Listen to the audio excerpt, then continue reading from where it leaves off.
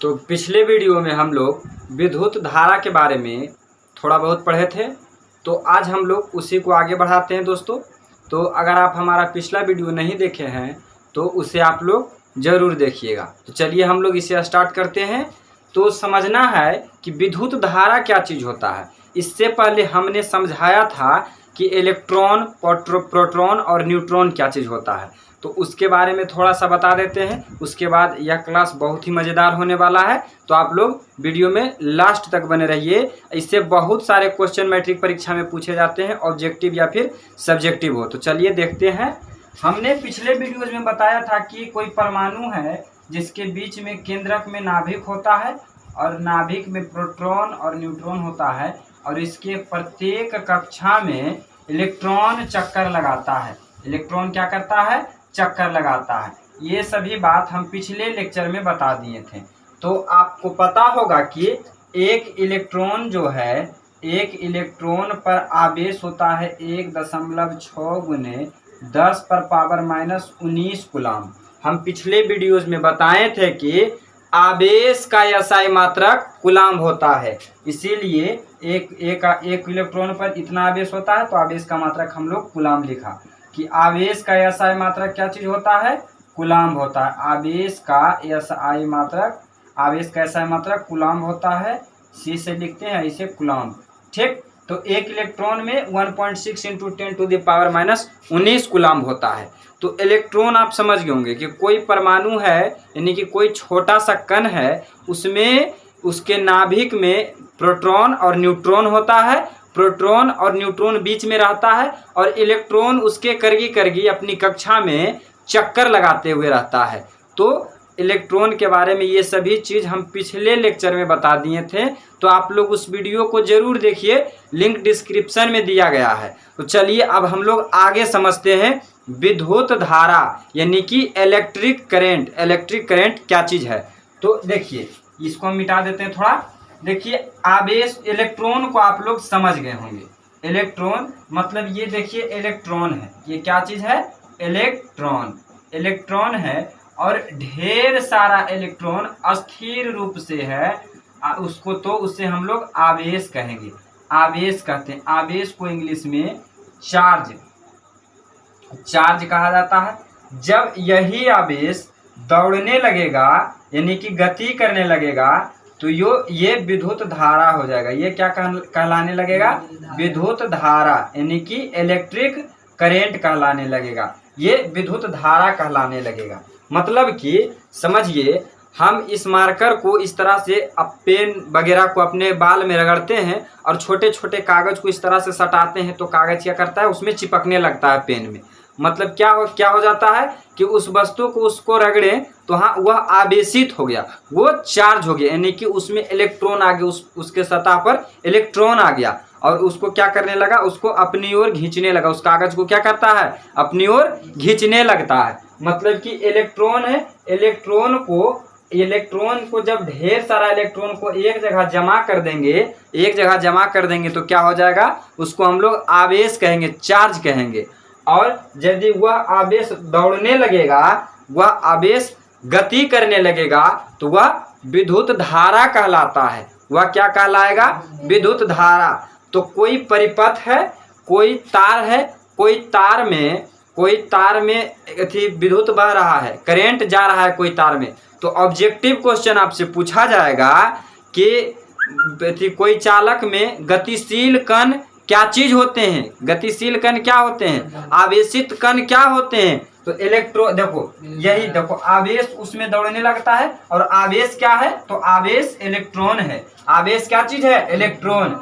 ये क्या चीज है? ये देखो, विद्युत धारा में आवेश रहता है और आवेश में क्या चीज रहता है? बहुत सारे इलेक्ट्रॉन आवेश में रहते हैं। ठीक, बहुत सारे इलेक्ट्रॉन रहते हैं। तो आवेश का यदि विद्युत धारा का यदि परिभाषा कहे लिखने के लिए, एग्जाम में आपको यदि विद्युत धारा का परिभाषा लिखने के लिए आ जाएगा तो क्या कहेंगे कि आवेश के दौड़ने की गति को विद्युत धारा कहते हैं। मतलब जब आवेश दौड़ेगा तो विद्युत धारा उत्पन्न होगी, विद्युत धारा कहेंगे उसको। ठीक, आवेश जब दौड़ेगा तो क्या होगा? विद्युत धारा। और आवेश क्या चीज है? इलेक्ट्रॉनों की संख्या। बहुत सारे इलेक्ट्रॉन अस्थिर से चुपचाप ढेर सारा इलेक्ट्रॉन बैठल एक जगह, तो वह आवेश होगा और वह एकाएक दौड़ने लगेगा, गति करने लगेगा, तो वह विद्युत धारा हो जाएगा। तो इसका परिभाषा लिखेंगे कि आवेश के दौड़ने की गति को विद्युत धारा कहेंगे। दौड़ना नहीं लिखना है, उसको किताबी कीड़ा में, किताब के भाषा में लिखना है कि आवेश के प्रवाह के दर को,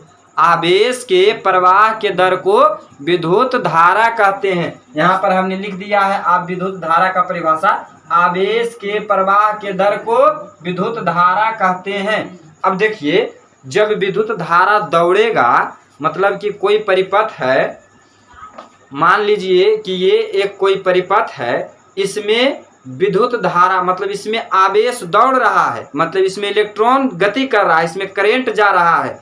तो बताइए कि इसमें कितना करंट जा रहा है, कितना आवेश जा रहा है, कितना इलेक्ट्रॉन दौड़ रहा है। इसमें इलेक्ट्रॉन ने दौड़ता है आवेश में, तो बताइए कितना आवेश दौड़ रहा है, कितना तगड़ा इसमें जा रहा है, कितना तगड़ा करंट जा रहा है, कितना प्रबलता है इसका। तो किस तरह से निकालेंगे आवेश की प्रबलता? चलिए, विद्युत धारा की प्रबलता किस तरह से निकालेंगे उसे देखिएगा। विद्युत धारा की प्रबलता, तो विद्युत धारा की प्रबलता को आई से दर्शाते हैं। विद्युत धारा की प्रबलता को यहाँ देखिए आई से डिनोट किया जाता है, आई से दर्शाया जाता है। तो विद्युत धारा की प्रबलता किस तरह से निकालेंगे? आई बराबर आवेश बटे समय। आवेश मतलब कि कितना आवेश इसमें गया, कितना आवेश गया कितना समय में, तो वही प्रबलता हो जाएगा। तो आई बराबर क्यू बटे टी, यानी कि आवेश बटे समय, आवेश बटे समय। तो विद्युत धारा कितना तगड़ा है, मतलब कि कितना कस के करंट मारेगा, कैसे पता चलेगा? आई बराबर क्यू बटे टी, आई बराबर क्यू बटे टी। तो इस फार्मूला को बढ़िया से याद रखिएगा, यह फार्मूला बहुत इंपॉर्टेंट है। इस फार्मूला से बहुत सारे objective question, subjective question, 2 number के क्वेश्चन, न्यूमेरिकल क्वेश्चन सोल्व होंगे और ऑब्जेक्टिव में भी पूछा जाएगा। तो चलिए अब हम लोग विद्युत धारा के और बारे में जानते हैं, उसके बारे में। तो अभी हम विद्युत धारा के परिभाषा के बारे में जाने हैं, तो विद्युत धारा के बारे में और जानते हैं कि विद्युत धारा के मात्रक क्या होता है, उसका एसआई मात्रक क्या होता है। तो विद्युत धारा का मात्रक एम्पियर होता है, विद्युत धारा का मात्रक एम्पियर होता है। इलेक्ट्रॉन का एसआई मात्रक कूलम्ब होता है और विद्युत धारा का मात्रक एम्पियर होता है। इसके बारे में फ्रांस के भौतिकी वैज्ञानिक यानी फिजिक्स के साइंटिस्ट आंद्र मेरी एम्पियर ने बताया था, आंद्र मेरी एम्पियर ने बताया था, इसीलिए उन्होंने अपने नाम पर ही एम्पियर रख दिया। विद्युत धारा का मात्रक क्या होता है? एम्पियर होता है। तो जितने भी एसआई यूनिट हैं, एसआई मात्रक हैं, आप लोग याद रखिएगा। जितने भी फिजिक्स के फॉर्मूला है उन्हें आप लोग याद रखिएगा, ऑब्जेक्टिव क्वेश्चन में डायरेक्ट पूछा जाता है। तो विद्युत धारा का मात्रक हो गया एम्पियर। अब देखिए विद्युत धारा का ये मात्रक हुआ, ठीक। जैसे कोई आदमी का नाम है, कोई आदमी अपना नाम के पीछे लगाएगा, सिंह लगाएगा, यादव लगाएगा, चौधरी लगाएगा, मतलब वो अपना टाइटल बता रहा है कि हम कौन जात से बिलोंग करते हैं, कौन जात का है। तो जहाँ पर हम लोग एम्पेयर देखेंगे लगल, तो समझेंगे कि विद्युत धारा है, विद्युत धारा जात का है, यानी कि विद्युत धारा है। तो एम्पेयर सिर्फ पहचानते हैं कि विद्युत धारा ये मात्रक है, ठीक। अब देखिए कि कितना आवेश, कितना विद्युत धारा जा रहा है कितना समय में, मतलब कि एक समय में 1 मिनट में कितना विद्युत धारा चल गया, उसको कौन मशीन से नापेंगे?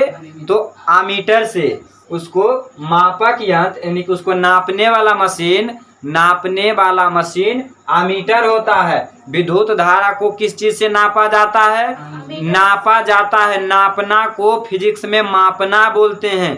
तो अपना भाषा में समझना है कि किसी वस्तु को किस चीज से नापा जाता है, तो नापना यानी मापना।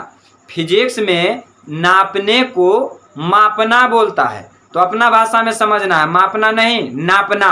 तो विद्युत धारा को कौन मशीन से नापते हैं? आमीटर से। विद्युत धारा का मापक यंत्र आमीटर है। और इस मशीन को कैसे लगाते हैं? श्रेणी क्रम में लगाते हैं। इस मशीन को श्रेणी क्रम में लगाते हैं। और एक चीज देखिए, यहाँ पर लिखे अदिश राशि है, यानी कि विद्युत धारा अदिश राशि है। विद्युत धारा कैसी राशि है? अदिश राशि। अदिश राशि कहने का मतलब है कि विद्युत धारा में, विद्युत में, करंट में कोई रास्ता नहीं होता है। लेकिन करंट को यहाँ छोड़ देंगे तो अपने बल्ब जलने लगेगा, पंखा जलने लगेगा। उसके लिए रास्ता के लिए मतलब कि तार लगाते हैं, तार को लगाते हैं, उसके बाद करंट वो अपना तार के रास्ते हुए जाता है। ठीक, तो विद्युत धारा अदिश राशि है। तो विद्युत धारा के बारे में बताइए कि विद्युत धारा का परिभाषा लिखने के लिए देगा, क्या लिखिएगा कि आवेश के प्रवाह के दर को विद्युत धारा कहते हैं, और आवेश का विद्युत धारा कहते हैं, और विद्युत धारा का मात्रक एम्पेयर होता है, और विद्युत धारा को आमीटर से मापा जाता है, और इसको श्रेणी क्रम में लगाते हैं। इतना चीज क्लियर हो गया। अब देखिए एम्पेयर क्या चीज है, एम्पेयर के बारे में थोड़ा समझिए। इस चीज को लिखने के लिए भी दे देता है परीक्षा में कि एम्पेयर क्या चीज है। एम्पेयर के बारे में थोड़ा समझिए कि किसी चालक के अनुप्रस्थ काट से प्रति सेकेंड 1 कूलाम्ब आवेश प्रवाहित होने वाले विद्युत धारा को 1 एम्पेयर कहा जाता है।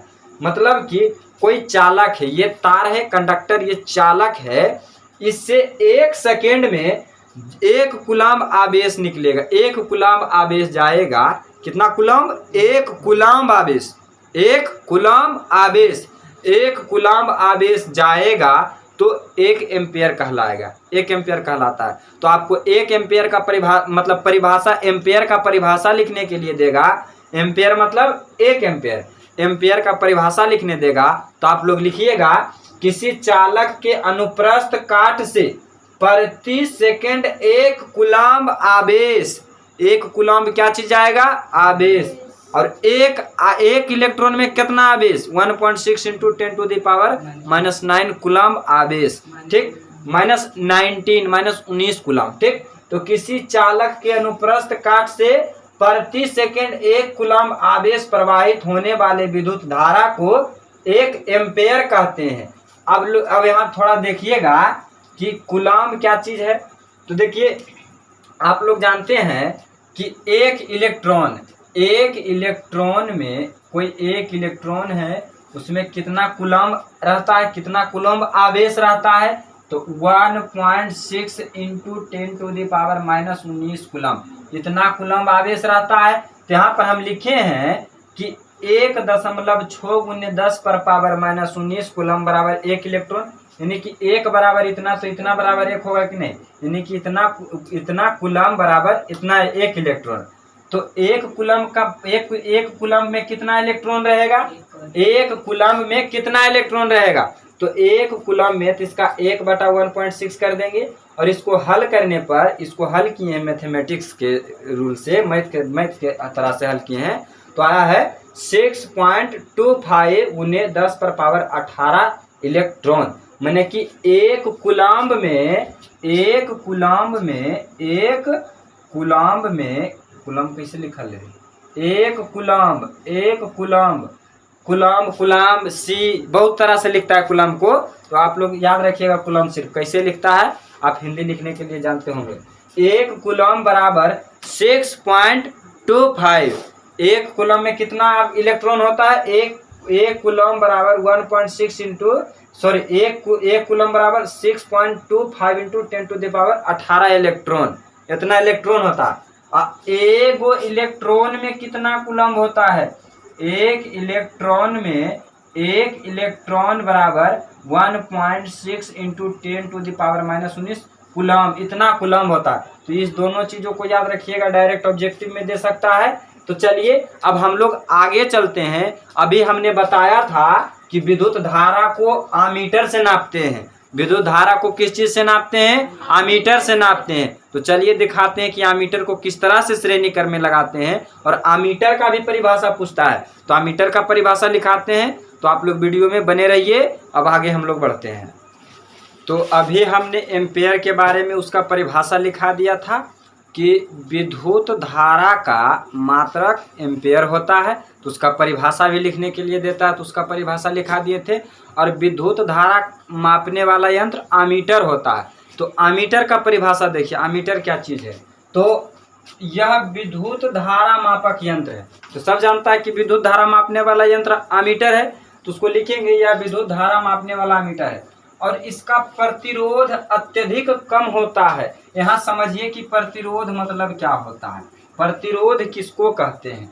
प्रतिरोध मतलब होता है कि विद्युत धारा में रुकावट पैदा ना करे। यानी कि यहाँ पर हम जैसे कि यहाँ पर देखिए, यहाँ से करंट जा रहा है, ठीक, यहाँ से ये कोई सेल है, यहाँ से करंट जा रहा है और यहाँ पर कोई लगा हुआ बल्ब लगा हुआ, इस तरह से बल्ब का सिग्नल है, ये बल्ब लगा है और यहाँ पर हम लोग आमीटर लगा दिए। लेकिन यहाँ पर आमीटर लगा दिए तो मतलब कि यहाँ से लाइनें पास करना बंद कर दे, ऐसा नहीं होता। यहाँ से आमीटर लगा देते मतलब ये विद्युत धारा के प्रवाह में, जब विद्युत धारा चलती है तो उसके प्रवाह में रुकावट पैदा नहीं करती है। आमीटर विद्युत धारा रुकावट पैदा नहीं करती। क्यों? क्योंकि उसका प्रतिरोध एकदम कम होता है। उसको कोई मतलब नहीं विद्युत धारा जा रही है या नहीं जा रही, वह सिर्फ विद्युत धारा को माप लेती है, ठीक। तो इसका प्रतिरोध मतलब होता है रुकावट पैदा करना। प्रतिरोध अत्यधिक कम होता मतलब यह रुकावट पैदा नहीं करती है, जिससे यह विद्युत धारा के प्रवाह में रुकावट नहीं डालता है। इसी कारण इसे परिपथ में इस क्रम में जब ऐसे जा रहा है, इस तरह से लाइन से जा रहा है, इसको यहाँ पर लगा दिए, इस क्रम को श्रेणी क्रम कहते हैं, इसीलिए इसको श्रेणी क्रम कहा जाता है। तो अब देखिए 4 ठो हम मतलब नोट पॉइंट लिखे हैं, इससे ऑब्जेक्टिव क्वेश्चन पूछ सकता है, तो इस नोट पॉइंट पर भी थोड़ा ध्यान दे दीजिए।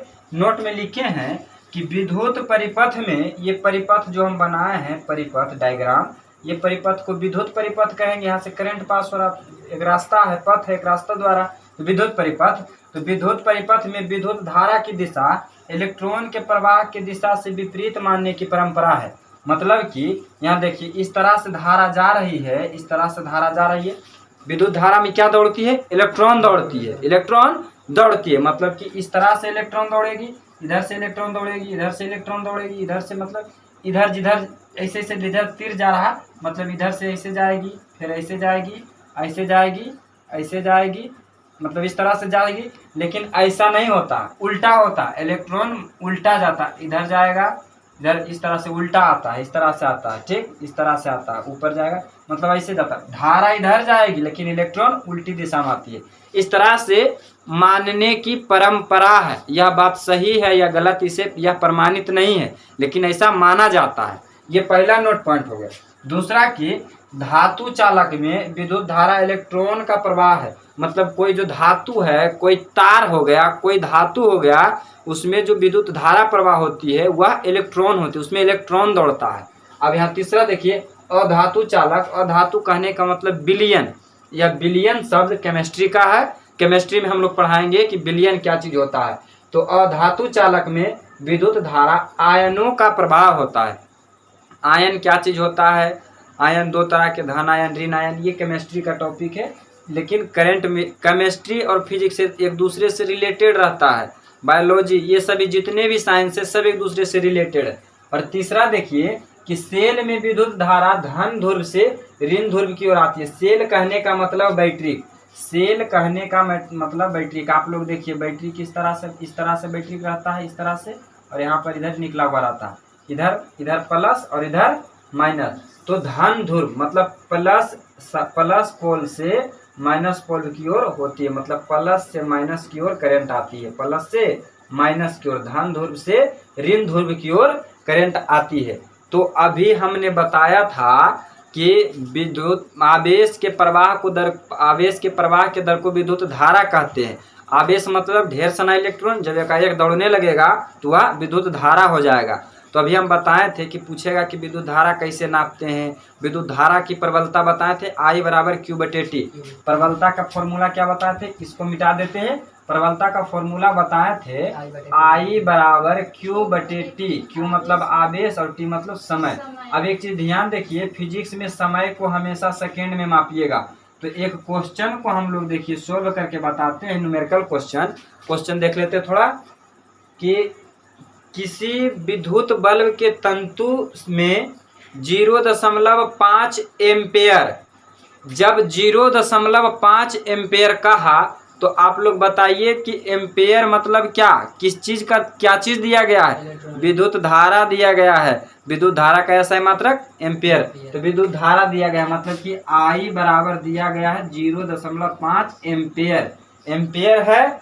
और 10 मिनट में 10 मिनट तक विद्युत धारा प्रवाहित होती है। मतलब कोई वो बल्ब है, एक ठो बॉल है, देखिए इस तरह का बल्ब होता है, इस तरह से बल्ब का फिलामेंट रहता है, इस तरह से रहता है, इसमें इस तरह से जुड़ा हुआ रहता है, और बाहर से इधर ये इस तरह से शीशा हुआ लगा हुआ रहता है, बल्ब रहता है।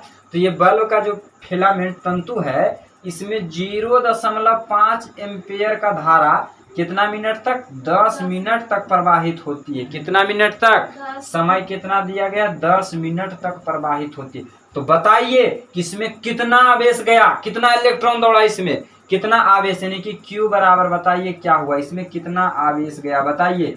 इस बल्ब में कितना आवेश गया बताइए, इस बल्ब में कितना आवेश गया। तो फॉर्मूला यही लगाएंगे, फॉर्मूला हो जाएगा I बराबर Q/T।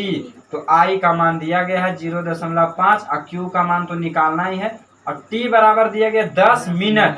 10 मिनट दिया गया। तो अभी हम बताएं कि समय को मिनट में जब रहेगा तो समय काम नहीं चलेगा, इसको सेकंड में बदलिए। तो 1 मिनट में 60 सेकेंड, तो 10 मिनट में 600 सेकेंड। तो इसमें कितना सेकेंड, समय कितना दिया गया है, 600 सेकेंड। तो यहाँ पर क्या चीज लिख देंगे, 600।